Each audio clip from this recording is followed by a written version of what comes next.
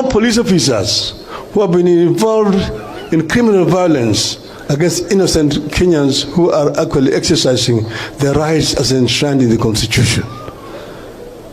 And then we said that once that has been done, then people will sit down and dialogue. And we've also actually come up with what that dialogue should be about. The issues that have been raised by Gen Zs are not new issues.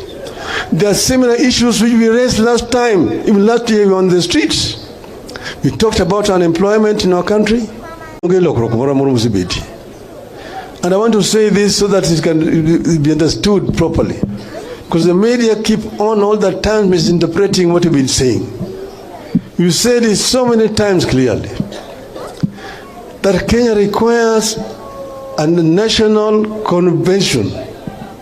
We want to have a national convention that people of Kenya or their representatives will come together to talk constructively about problems which are facing our country today.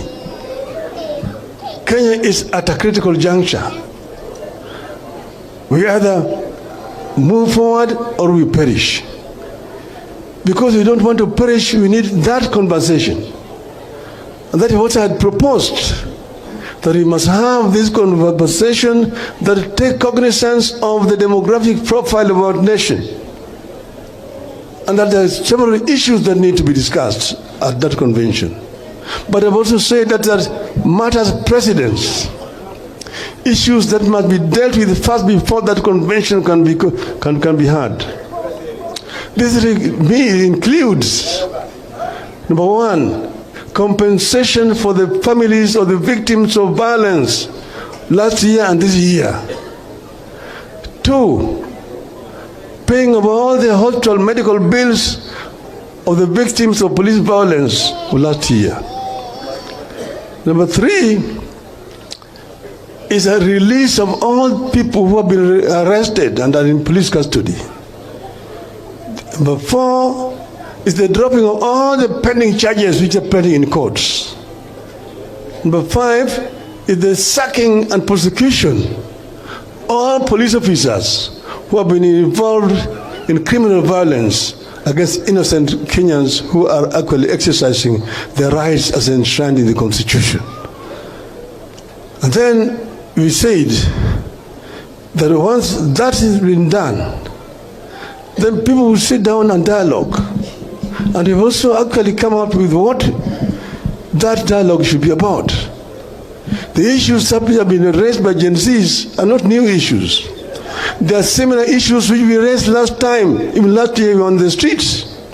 We talked about unemployment in our country. We talked about high cost of living in our country. We talked about corruption, rampant corruption in the country. We talked about tribalism and ethnicity, discrimination in our country. And then we talked about management of debt in the country.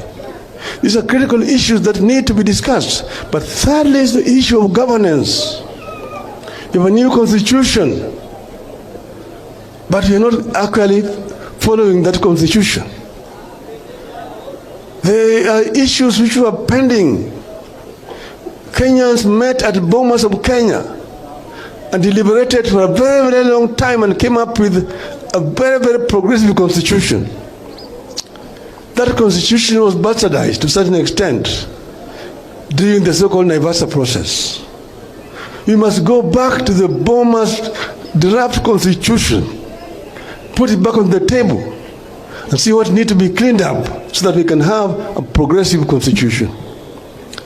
So you said, therefore, that it's on the basis of that kind of elaborate process that we can then talk about a government of national unity. But then you say that if you want to take some of our experts and get into your government, we release them to join your government and work in accordance with the ethics of our party, ODM and azimio. This is what we said. We have not changed. This position has not changed.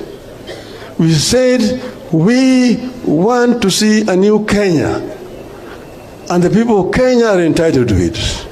And that's why we said we agree with Gen Z in their demands.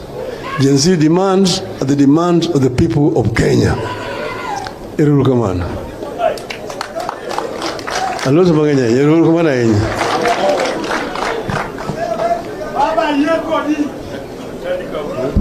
Thank you, sir.